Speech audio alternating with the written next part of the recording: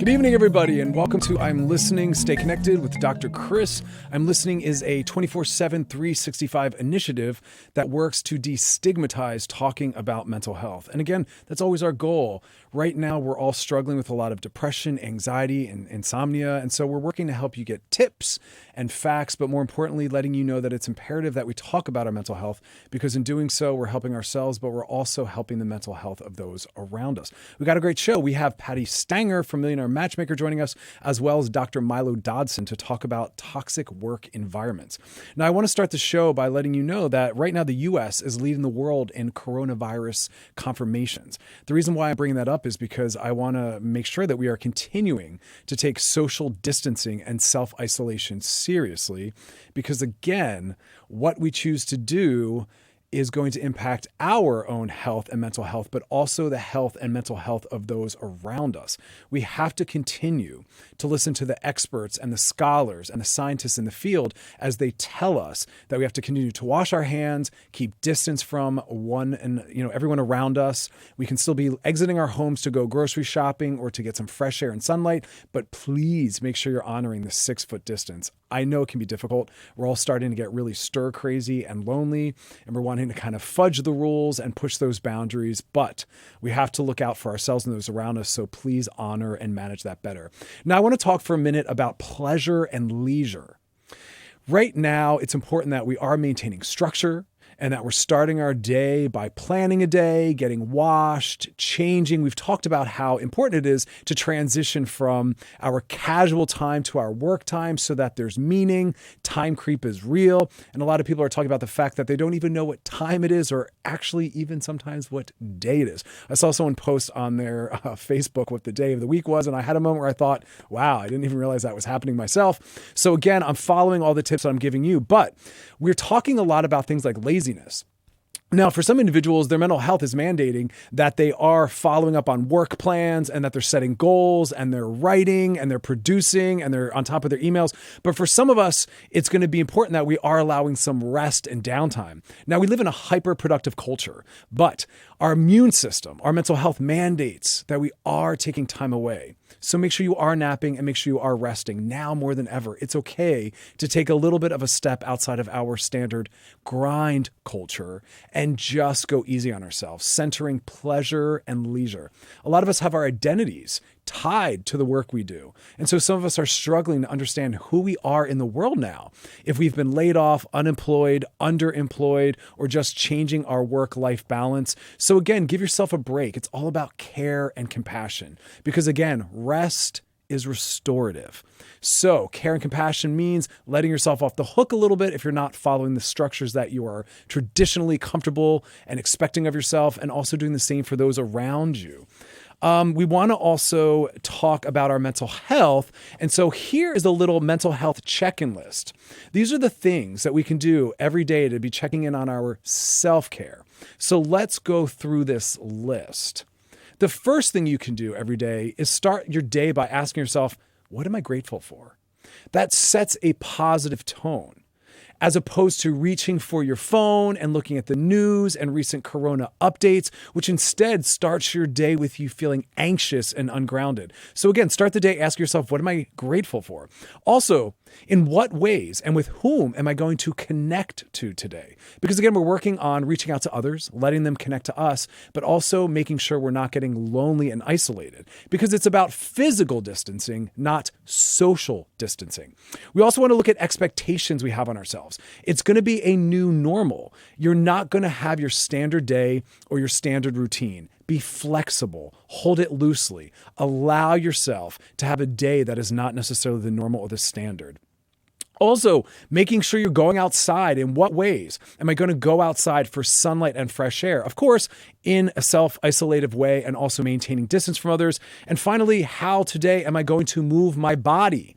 Because movement is part of physical health, but also part of mental health. So I advise you to go through that checklist every single day. Again, it sets you off on a positive tone, sets you off with a little bit of structure, and also, again, is helping you focus on self-care.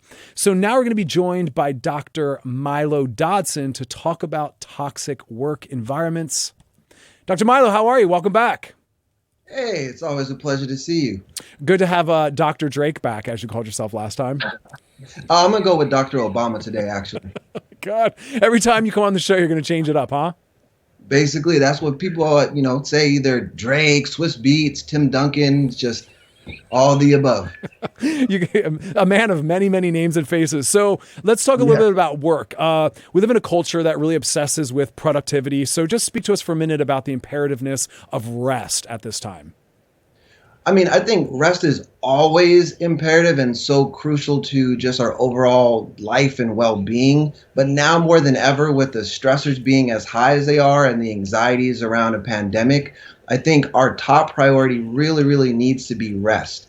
And so when we think about performance and productivity, what we actually should have the focus on is more on the person. And so for employers out there, as well as, people in general, if we're trying to improve our performance and productivity, we really, really need to prioritize and focus on the person. Beautifully said, beautifully said. And that's really hard for some of us to do. And now more than ever, we can start to refocus that. Let's also talk quickly about boundaries. Some people feel as though they have to be readily available 24/7, always looking at their email, always looking at text messages. What do you advise around that? Yeah, in setting boundaries, I think what's most helpful is doing that as much ahead of time as possible. When you're in the midst of all those late night texts and emails with a boss or an employer asking if you can maybe cover another shift, that's going to be a lot more difficult than trying to get that set at the beginning at the jump. So when we can have those conversations outright, whether that's with an employer, with a loved one, saying like, "Look, like it's my turn to take a shower." We need to really consistently set those boundaries and be upfront about those. Beautiful. Because I'm looking at stories of some companies. Costco's in the news right now because apparently some of the employees there are testing positive for COVID 19, but Costco itself is not alerting its own workers. And so people are panicking. And so, what kind of boundaries can we set around that with our bosses? Yeah, I think I mean, first, I read that article, I saw that, and that is really concerning. I think being able to have conversations saying, like, I want to be able to be on my best performance. And when I'm not feeling well, or if I'm feeling like I may be, testing positive, I'm not going to be able to perform at the best as I could. So being able to set those boundaries consistently and upfront is really the way to go. And I hope Costco changes their approach here. And when we talk about just the word toxic work environments, how do we even define that?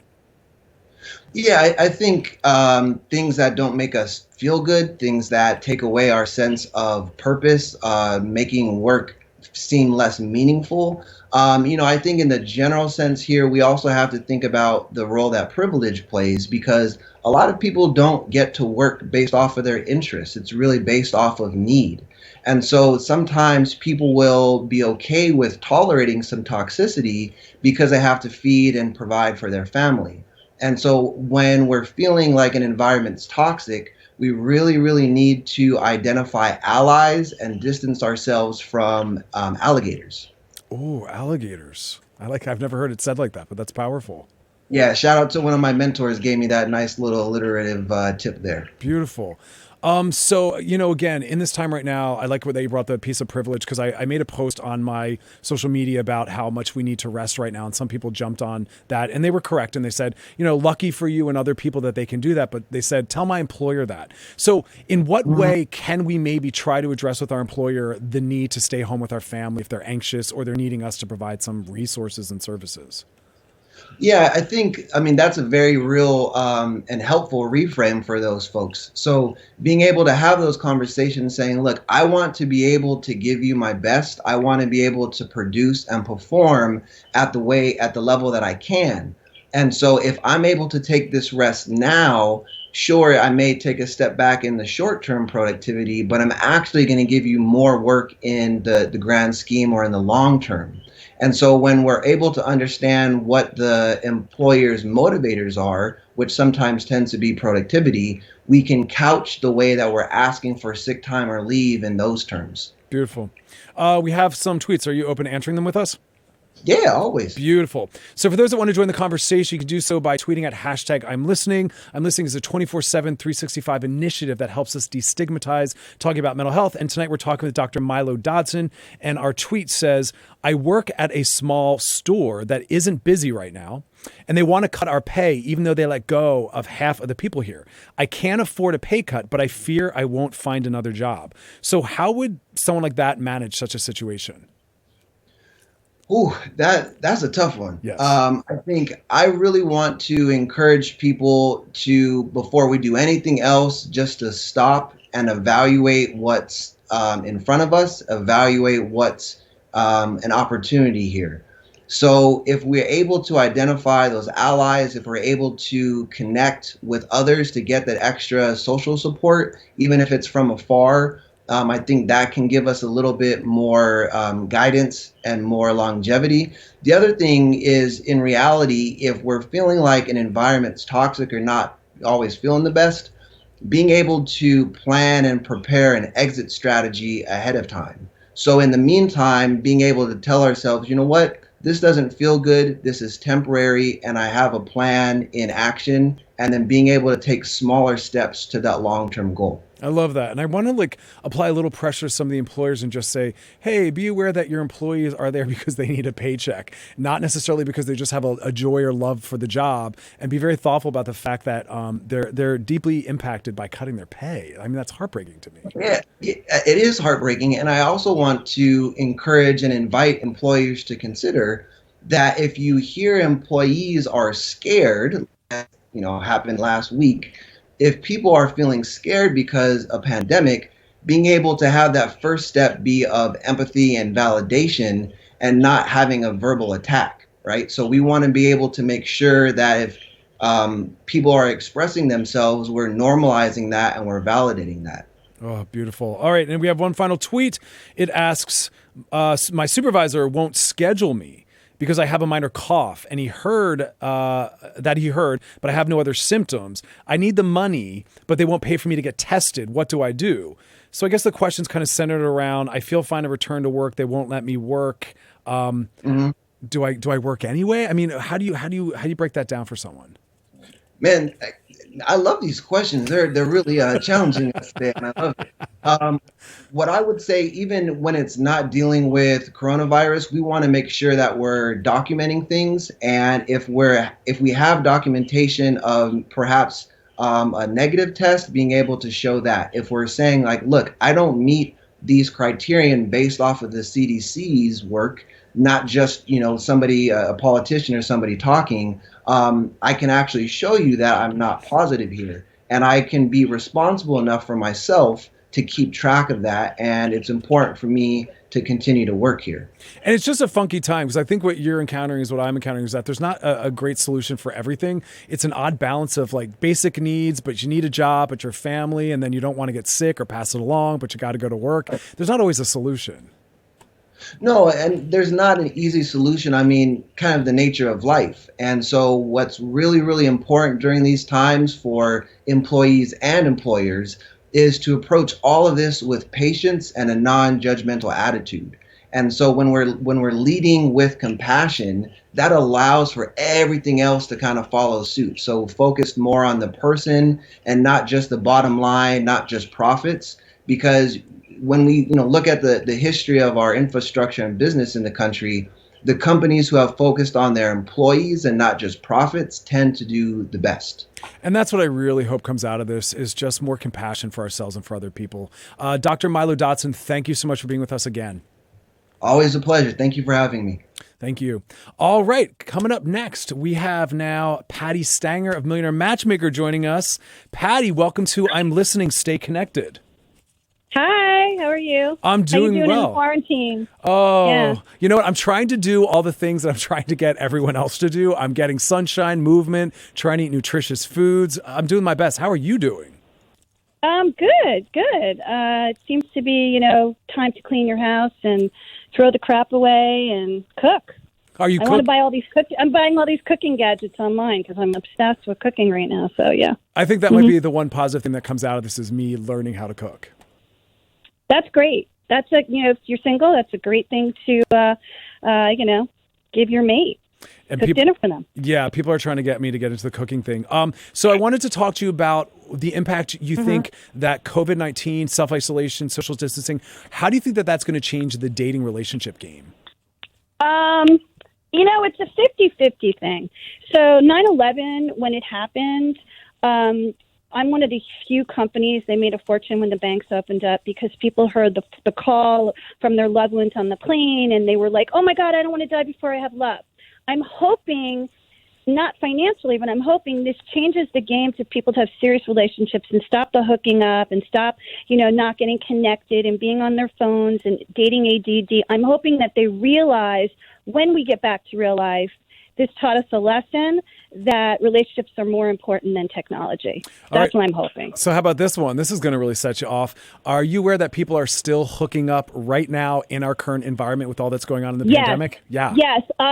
3 weeks ago, so I was sick before COVID-19. I don't have COVID-19, but I had cluster headaches, and I was down in my house, and I was already in self-isolation. I was like recovering from, it's like having a bad migraine, but it lasts like 3 weeks. It's horrible. And so the bottom line was I was getting reports from people before we just went into full-on quarantine that they didn't care. The millennials didn't care. And I think it had a lot to do with the CDC when they got on television and they said, oh, young people aren't getting it, which I knew was not the truth, that spring breakers and all these people were like, if I get corona, I get corona. Are you kidding me? First of all, you could spread it without having any symptoms. So I was furious. So I wrote letters to every single app on my Twitter. We did it to our company and local matchmakers and said, please tell clients not to meet in person. Let's do FaceTime dating. And FaceTime dating was a really big asset. Most people have an Apple phone. And, even though Bumble and the League have internal video chat, this was important. This was huge. I didn't want anybody meeting anyone in person. And I was such an advocate for 3 weeks that I was screaming at the apps. And now the apps are sending personal messages out to their clientele saying, please do not meet in person. But I can't stop people doing this. Like, I think the young people think they're immune. I'm now with Colton Underwood from The Bachelor and the star of Frozen, and younger people like in their 20s are getting it. Maybe people will start paying attention. And that's what I'm hoping. Because you should not be meeting in person at all. Thank you for saying that like that. And thank you for doing the work you were doing about getting other apps on board, because every city's Department of Public Health is saying the exact same thing. Like, everyone in unison is saying, don't be touching, the safest sex right now is sex with yourself, use technology. I got to be really honest. I'm pissed at the celebrities, okay? And even though I'm one of them, I'm not going out. I'm autoimmune. I have Hashimoto's, so I can't go out. I'm in an age group this is not good for it. So, like, you see Ramona from Housewives down in Boca. She's not going out. A lot of my friends on these Housewives shows, like Kyle Richards, has fibromyalgia. These are autoimmunes, like Lady Gaga. But what I don't understand is, I don't mind Starbucks being open and putting coffee, shops up by the hospitals, firefighters, police, grocery stores. But when you have your Starbucks open and your celebrity is walking to get coffee, that is not a necessity. And I'm seeing it left and right. So people think it's okay to walk outside and meet other people.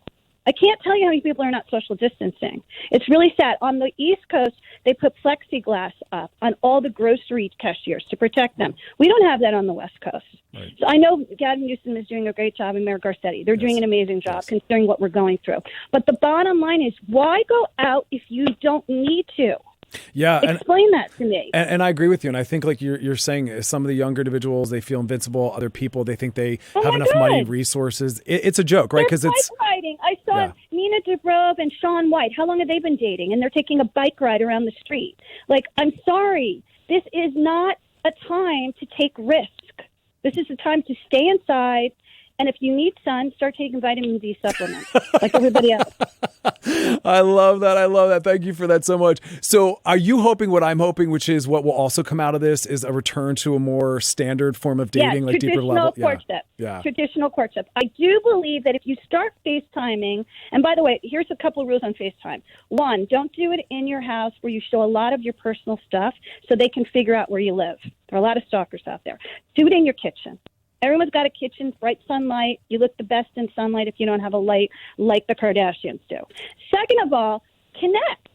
sit there and talk to them. Find out about their lives, their hobbies, their interests. What do they do for a living? How do they spend their downtime? Are they a good dad or are they a bad dad? Like I really believe if you did this for good, I don't know how long we're going to be in it. By the time it's over, you might be in a relationship, which you don't even realize. Long distance does this. People in the Army do this all the time. I'm they down for Zoom it. and Skype. So it definitely can bring courtship back. I just don't want to forget it, and, oh, yeah, that was an experience we had, and now I forgot it. Now I'm going back to hooking up. I don't want that. I want people to start to realize, for those single people who are self-isolation alone, it is a terrifying time for them. 18 to 80, it doesn't matter what age you are. It is a terrifying time that you're all by yourself. You have no partner. You're watching Instagram with the hot couples in their sweatpants and their loungewear and cooking together, and you're feeling very lonely right now. I'm wondering if the suicide rate's going to go up. That's because these singles are going through hell right now. Yeah. Just know that you two can connect on an app. You can join my club. You can do a lot of other things out there. And that you just might find your soulmate in this trying time. You have something in common right now to talk about. Yeah, it'll be interesting because I know that some people are following the protocol, thankfully. They're meeting online. They're building these other levels of intimacy. They're calling it like quarantine boyfriends and girlfriends. What I didn't like that I heard is in people always trying to kind of push the rules a little bit. There are some people that are making quarantine pacts where they're saying, we won't be with anyone else. We won't leave the house otherwise, but we will allow us to meet up. Yeah. That's ridiculous. I was saying that too. That is ridiculous. You don't know you love someone until you meet them in person, but don't go meet in person. Take this as a time of investigation. Is this person worth it for me to take it to the next level? Everybody has to do that. So if that means we're in quarantine for 3-6 months, you're just going to have to do that. I mean, there's no other way to say it. In person is completely different. First of all, women fall in love through their nose.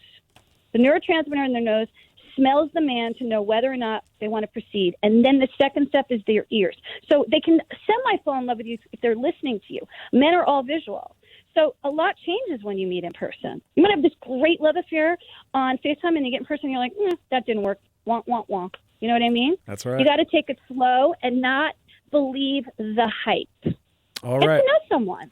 Get to know someone. I also think that the other thing with quarantine love, like Love is Blind, my friends made Love is Blind over at Kinetic, that the people are doing this Love is Blind quarantine groups. They're having like groups. I think it's called Quarantine Love. It's something I saw online. A group of people wanted to get someone fixed up. You can actually have your friends meet the person and say, do you think that guy's a good dude? Do you think he's real? You can use Spokio to background check them as well. God bless background checks. Yes, Spokio check to make sure they live where they say they live. They work at, not everything is LinkedIn. Right. They can say where they live, what they own, blah, blah, blah. You can do Spokio background check on them. If you're not 100% sure, if you're going with your gut and you don't feel this guy or girl is worth it, gay, straight, doesn't matter, fluid, pink polka dot, don't go there. Your guidance system is your gut. Love that. Always check in with your body. So we have 2 tweets that I'd love for you to answer with us. Sure. You're watching I'm Listening, Stay Connected, and we're talking with Patti Stanger. If you want to join the conversation, you can do so by tweeting at hashtag I'm Listening. This tweet asks, my girlfriend wants to break up because I haven't seen her in a bit. She said, if you love me, you'd come see me, but I'm not because of corona concerns. Is she right? No, break up with her. She's an idiot. I agree wholeheartedly with that. I mean, what if you had children? And you know how many people are self-quarantining, like Heidi Klum and her husband? What if you have children and there's a situation where you can't leave your kids or vice versa, you've got to self-quarantine because you were just traveling before the quarantine? I mean, she's an idiot. Yeah. She's an idiot. You got to support people trying to take care of their mental health. All right, here's another tweet. It says, boyfriend of a month is asking to come isolate with me. Feels like too big of a step at the moment. No. You don't know where that mouth has been, baby. You sure don't. Or those hands. Not. Or those hands. No, or those hands or mouth. How much soap he's been using, and is he wearing a mask? No. It's so true, right? More than ever. Once you're in quarantine, you cannot let others. And you know how many times I get a call from my nail person, my brow. They're all wanting to come over. I'm like, dude, I can't do this. I'm doing my own laundry. I have a huge house, and I'm cleaning my house myself. And I really appreciate my housekeeper. I really appreciate you, Jose. So I mean, the bottom line is no one comes into your house. You're in quarantine. The whole point is a 14-day quarantine, and then we'll take it from there. Beautiful. Patti Stanger, thank you so much for being with us. No problem. Thanks for having me. Have a beautiful night. Have a great show. Thank you. You too. Bye-bye. Well, there it is. I mean, everyone from, the health department, dating experts, we're all saying the same thing. No. Self-isolation means you are separating yourself from others. And again, I like the whole idea that we don't know where other people's mouths have been, but we also don't know where their hands have been. So to bring someone into your home or to enter their home is to really have to trust their hygiene. And right now, it's not worth the risk. And so just be cautious. Again, these dating apps, they're allowing you video chat, phone chat. We've got so much technology around us. Fall in love old school style. And eventually when this all, when all this is figured out, we can emerge into the wild and really see chemistry on other levels. We have some tweets. If you want to join the conversation, again, you can do so by tweeting at #I'mListening. This tweet asks, I live with my fiance, and there's some things I want to address with him, but I'm afraid that because we are isolated, we'll be stuck together if things take a bad turn. Should I wait until things are back to normal to bring up any issues? This is powerful. I talk about this with couples when they're also going on vacation, or maybe they're going through a difficult time. That is not when you bring up highly conflictual issues, times when you can't necessarily separate emotionally or physically. Unless it's an acute issue, meaning something that literally needs to be solved in that moment, you shelve it. That doesn't mean we're ignoring it. Doesn't mean we're brushing it under the rug. Write it down, come back to it. But yes, now is not the time to really amp up the intensity or some of the conflict. Now is the time to actually do the opposite. Focus on love, connectivity. So come back to issues that aren't imperative and needing to be solved immediately. That is just a necessary tool for healthy boundaries, communication, and relationships. So please honor that. We have another tweet. This one asks, my job is essential, so I work daily. My wife's job is not, but she's been going out to do things for her job, and it makes me worry. Do I bring this up to her? How can I communicate my concerns without upsetting her? Yes, please talk about this. Because again, any engagement with the outside world is the engagement with a multitude of people. That is how COVID-19 is continuing to get spread, and we're getting so many new positive cases. So we do want to talk to all those that we're living with and that we're self-isolating with, and making sure that we're all following the rules, we're all holding boundaries, we're all staying home. So if while you're going to your essential job, she is going out in the world and doing whatever it is, you need to talk about that. And do it from a place of love and compassion. That's what Dr. Milo Dodson was talking about. I think that's really important, that we're still honoring relationships. Everything's done from a place of care and concern.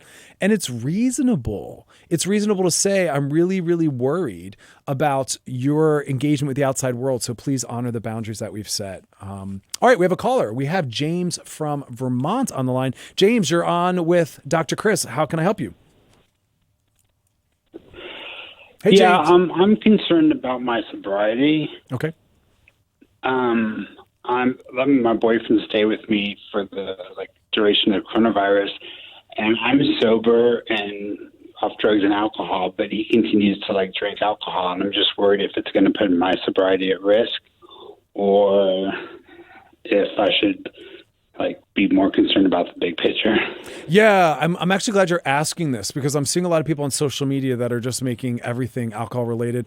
Look, your sobriety and your mental health is important. It's actually probably going to be one of the most important things. And so you have a right to ask that your home is alcohol free, and that if this person who's self-isolating with you really wants to put alcohol before you and your sobriety and your safety, then they're going to need to stay somewhere else. But you absolutely have my support in saying, I can't have alcohol in my home. It's a trigger for me. It puts my sobriety at risk. And so you can't be drinking here. Have a loving conversation about it, but you have my support in absolutely setting that boundary. Thank you so much for that question. Yeah, thanks. That really helps out. Have a great night. You too. Again, remember, those around us are impacting our safety, but also our mental health. And so it's okay to have conversations, setting necessary boundaries, especially if it's around things like your sobriety. So you have my support in setting them down and saying, listen, we can't have certain substances in the house. It puts me at risk. It's a high risk situation.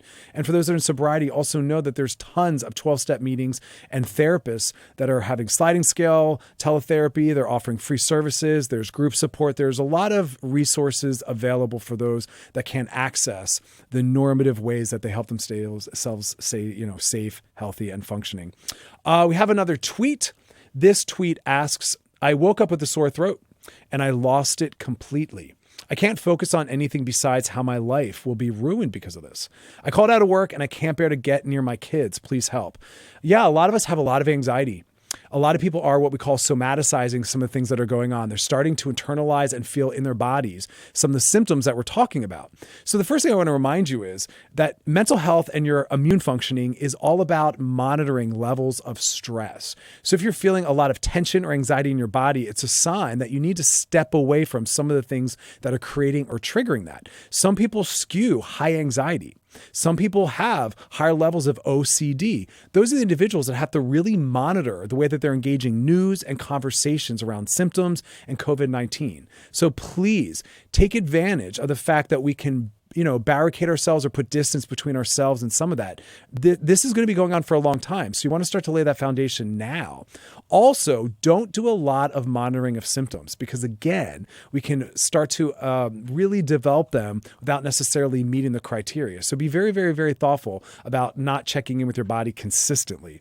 And also, I would say reach out to others and kind of check in with them, because others that are around us on the phone, whoever self-isolating with, and if you're on your own, reaching out to loved ones, even contacting your doctor, maybe getting into some therapy. I'm working a lot with some individuals on really dealing with their anxiety and setting boundaries, because again, right now we're feeling very hopeless. We're feeling a little out of control. And so we want to zero in on the things that we can control. We can focus on what we're engaging. We can focus on, the way that we're seeing the news, and just really making sure that we're feeling settled and grounded in our body. So it is a mental health issue. Just kind of set those boundaries for yourself with yourself.